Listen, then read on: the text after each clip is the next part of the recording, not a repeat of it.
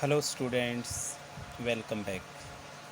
हम कर रहे हैं फर्स्ट बुक मैक्रो इकोनॉमिक्स के चैप्टर 12 बैलेंस ऑफ पेमेंट। आज का हमारा टॉपिक है ऑटोनमस एंड अकोमोडेटिंग आइटम्स। पहले हम करते हैं ऑटोनमस आइटम्स के बारे में, इसके बाद हम करेंगे अकोमोडेटिंग आइटम्स के बारे में डिस्कस। ऑटोनमस आइटम्स क्या होते हैं?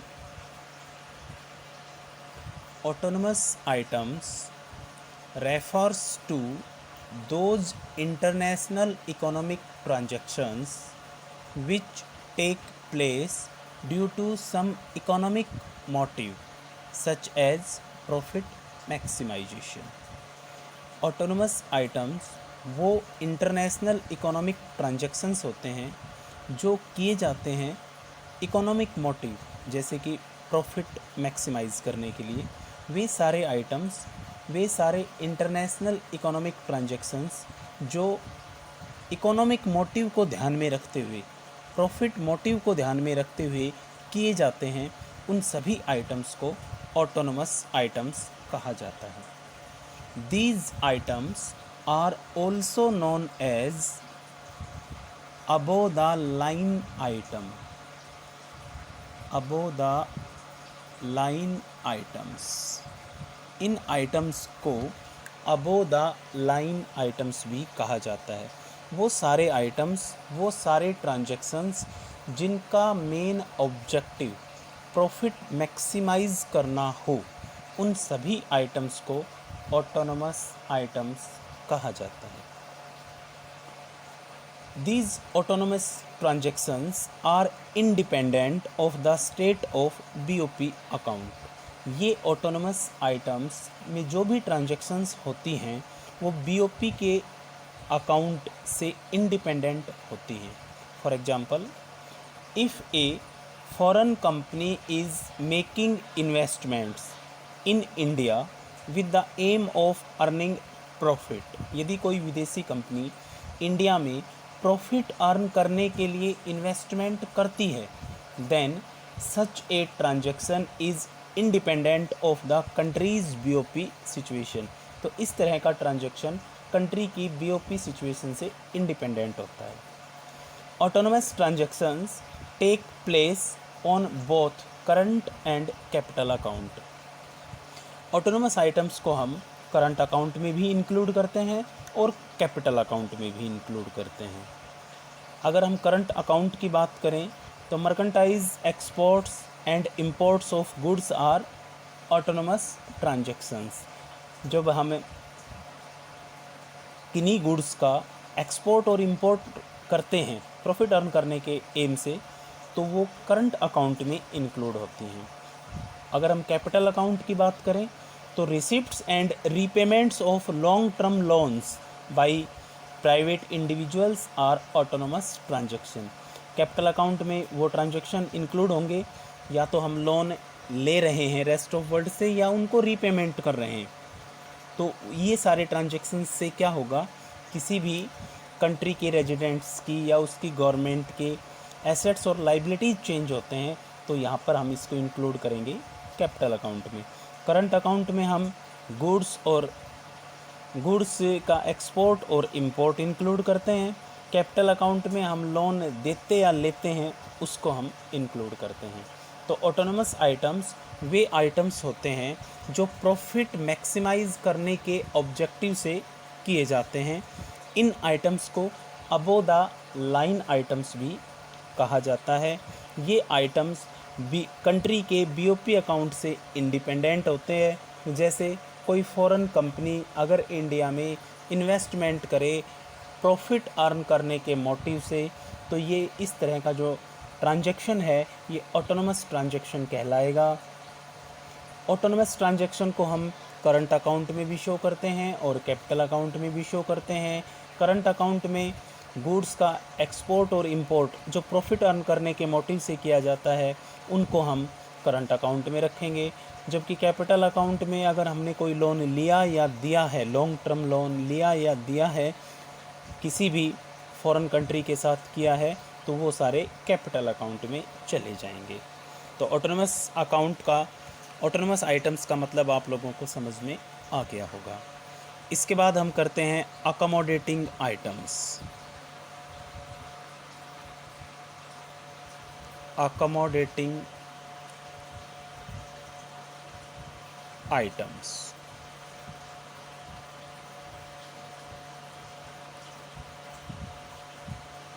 अकोमोडेटिंग आइटम्स क्या होते हैं?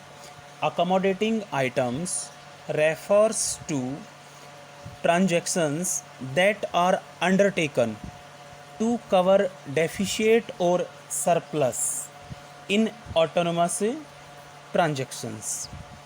जो ऑटोनमस ट्रांजैक्शन में डेफिशिएट या सरप्लस होता है उनको कवर करने के लिए ये आइटम्स अपना काम करते हैं। जैसे ऑटोनमस आइटम्स में डेफिशिएट या सरप्लस कब होता है?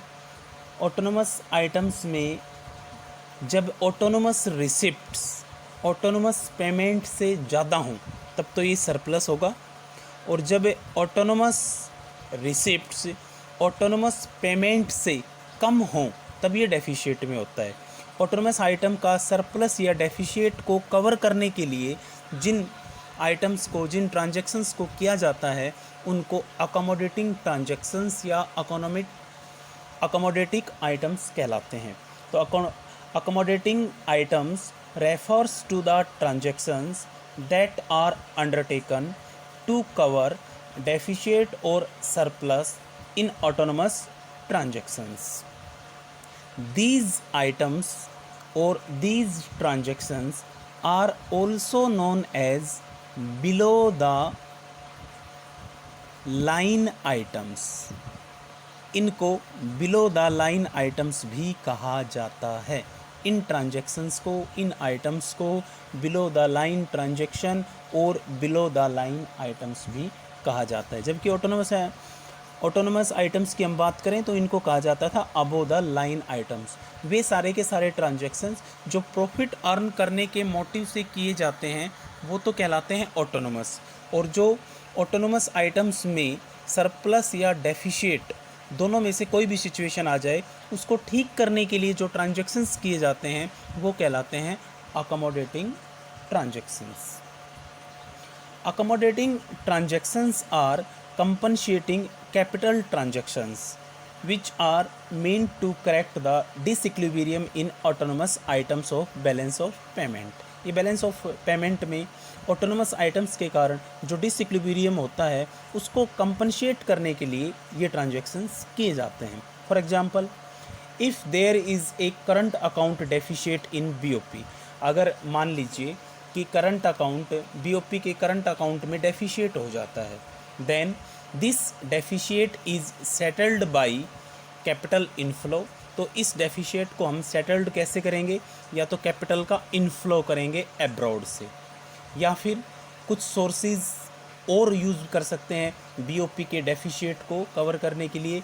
जैसे फॉरेन एक्सचेंज रिजर्व्स का हम यूज़ कर सकते हैं। हमारे पास जो फॉरेन एक्सचेंज रिजर्व्स हैं हम उनके थ्रू इस डेफिशिएट को कवर कर सकते हैं, या फिर आईएमएफ या दूसरी मॉनेटरी अथॉरिटीज़ से, फॉरेन मॉनेटरी अथॉरिटीज़ से हम लोन लेकर इस डेफिशिएट को कवर कर सकते हैं। तो अकोमोडेटिंग आइटम्स या अकोमोडेटिंग ट्रांजैक्शंस वो ट्रांजैक्शंस होती हैं जो ऑटोनोमस आइटम्स के सरप्लस या डेफिशिएट को करेक्ट करने के लिए की जाती हैं। मतलब बीओपी में अगर डिसइक्विलिब्रियम हो जाता है तो उसको कवर करने के लिए जो ट्रांजैक्शंस हम करते हैं वो सारी ट्रांजैक्शंस अकोमोडेटिंग ट्रांजैक्शंस कहलाती हैं।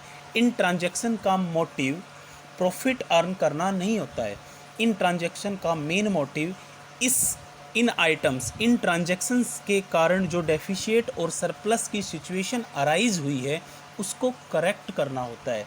बीओपी में जो डिसइक्विलिब्रियम आया है उस डिसइक्विलिब्रियम को करेक्ट करने के लिए ये ट्रांजैक्शंस की जाती हैं। अगर हम दोनों तरह के आइटम्स में डिफरेंस करें तो किस तरह से डिफरेंस करेंगे? पहला डिफरेंस तो हो सकता है इनमें मीनिंग का। मीनिंग में डिफरेंस कैसे हो सकता है? ऑटोनोमस आइटम्स क्या होते हैं? Autonomous items refers to those international economic transactions which take place due to some economic motive such as profit maximization। Definition में, इसके मीनिंग में, ऑटोनोमस ट्रांजैक्शंस वो ट्रांजैक्शन होती हैं जो प्रॉफिट मोटिव या प्रॉफिट मैक्सिमाइजेशन को लेकर किए जाते हैं। जबकि अकोमोडेटिंग आइटम्स का मीनिंग होता है, accommodating items refers to the transactions that are undertaken to cover deficit और सरप्लस इन ऑटोनोमस ट्रांजैक्शन। जबकि अकोमोडेटिंग आइटम्स या अकोमोडेटिंग ट्रांजैक्शंस ऑटोनोमस ट्रांजैक्शन के कारण जो डेफिशिएट या सरप्लस की सिचुएशन अराइज हुई है उसको करेक्ट करने के लिए इन आइटम्स का यूज किया जाता है। तो पहला डिफरेंस तो हो गया इनका मीनिंग। दूसरा हो गया difference effect on BOP account. BOP account पर ऑटोनोमस और अकोमोडेटिंग आइटम्स का क्या इफ़ेक्ट आता है। Effect on BOP account. Autonomous transactions are independent of the state of BOP account. Autonomous items हैं वो बीओपी अकाउंट से इंडिपेंडेंट होते हैं। जबकि accommodating transactions are undertaken to maintain the balance in BOP account. जबकि accommodating items क्या करते हैं, जो भी डिसइक्विलिब्रियम हुआ है बीओपी में उसको ठीक करने के लिए, उसको मेंटेन करने के लिए इनका यूज किया जा सकता है। अगर हम दूसरे वर्ड्स की बात करें, दूसरे वर्ड्स में ये कहा जाता है कि ऑटोनोमस आइटम का बीओपी के स्टेट पर कोई इफेक्ट नहीं डालता है। जबकि अकोमोडेटिंग आइटम्स हैं वो बीओपी में डिसइक्विलिब्रियम जो होता है, या डेफिशिएट होगा या सरप्लस होगा, उसको ठीक करने के लिए इन आइटम्स का यूज किया जाता है। तीसरा है current and capital account. Current and capital account. Autonomous transactions जो भी होती हैं उनको या तो करंट अकाउंट में लिखा जाता है या फिर कैपिटल अकाउंट में लिखा जाता है। जबकि अकोमोडेटिंग ट्रांजैक्शंस जो होती हैं वो सिर्फ और सिर्फ कैपिटल अकाउंट में ही लिखा जाता है उनको। Autonomous transactions take place on both current and capital account while accommodating transactions take place only on capital account. इसके बाद में है fourth alternative name. Alternative name. Autonomous items are also known above the line items, while accommodating items are also known as below the line items। तो ये difference होते हैं autonomous items और accommodating items में। स्टूडेंट्स, हमारे chapter में लगभग ये चैप्टर हमारा ख़त्म हो गया है। एक छोटा सा टॉपिक और ले लेते हैं हम, डिसइक्विलिब्रियम इन बीओपी। इसके बाद ये हमारा चैप्टर ख़त्म हो जाएगा और इस चैप्टर के साथ ही हमारी ये बुक भी ख़त्म हो जाएगी। इसके बाद हमें जूम क्लासेस स्टार्ट हो गई हैं हमारी। इन जूम क्लासेस में हम सेकंड बुक इंडियन इकोनॉमी पढ़ेंगे जूम क्लासेस के थ्रू। और इस बुक की जो थ्योरी है, 5th चैप्टर मनी के चैप्टर से जो थ्योरी बची है वो रोज़ाना आपको थोड़ी थोड़ी करके मिलती रहेगी। आप उस थ्योरी को अपनी फेयर नोटबुक में लिखते रहिए ताकि हमारी जो नोटबुक है वो कंप्लीट होती रहे। अगला और लास्ट टॉपिक है इस चैप्टर का, disequilibrium in BOP. There is little possibility for the balance of payments to be in equilibrium during a given period of time. एक पर्टिकुलर गिवन पीरियड जो होता है फाइनेंशियल ईयर में, उसमें ये बहुत कम चांस होता है कि हमारा बीओपी है वो इक्विलिब्रियम में आ जाए। वो इक्विलिब्रियम में नहीं होता है नॉर्मली, ये डिसइक्विलिब्रियम में होता है। डिसइक्विलिब्रियम का मतलब है या तो वो सरप्लस होता है या फिर वो डेफिशिएट होता है। Disequilibrium in BOP of a country may be either in the form of deficit or as a surplus. A surplus in BOP does not pose much of a problem. यदि BOP surplus होता है तो उससे कोई problem नहीं होती है। However, a deficit often creates difficult problem for the economy. जबकि अगर BOP डेफिशिएट हो तो वो कंट्री के लिए क्या कर देता है, इकोनॉमी के लिए प्रॉब्लम क्रिएट कर देता है। Deficit in balance of payment क्या होता है? Deficit in BOP account arises when total inflows on account of autonomous transactions are less than total outflow of account of such transactions। ये deficit BOP तब होता है जब ऑटोनोमस ट्रांजैक्शंस हैं जो हमने इनफ्लो है, ऑटोनोमस ट्रांजैक्शन का इनफ्लो है वो कम रह जाए आउटफ्लो से, तब तो होता है डेफिशिएट। और जब ऑटोनोमस ट्रांजैक्शन का इनफ्लो ऑटोनोमस ट्रांजैक्शन के आउटफ्लो से ज़्यादा हो जाए तब ये होता है सरप्लस में। तो डिसइक्विलिब्रियम बीओपी में दो तरह से हो सकता है, या तो ये डेफिशिएट होगा या फिर ये सरप्लस होगा। सरप्लस ये तब होगा जब ऑटोनोमस ट्रांजैक्शंस के इनफ्लोज ज़्यादा होंगे आउटफ्लोज से, और डेफिशिएट में ये तब होगा जब ऑटोनोमस ट्रांजैक्शंस के इनफ्लो कम होंगे ऑटोनोमस ट्रांजैक्शन के आउटफ्लो से। तो स्टूडेंट्स, इसी के साथ ही चैप्टर ख़त्म होता है और साथ साथ ये बुक भी ख़त्म होती है। अब हम इस बुक की थ्योरी को नोटबुक में लिखेंगे और रोज़ाना एक एक चैप्टर हैं रिवाइज़ करते रहेंगे ताकि हम पर कम बर्डन आए और हमारे सब्जेक्ट की अच्छी से तैयारी हो सके। Thank you.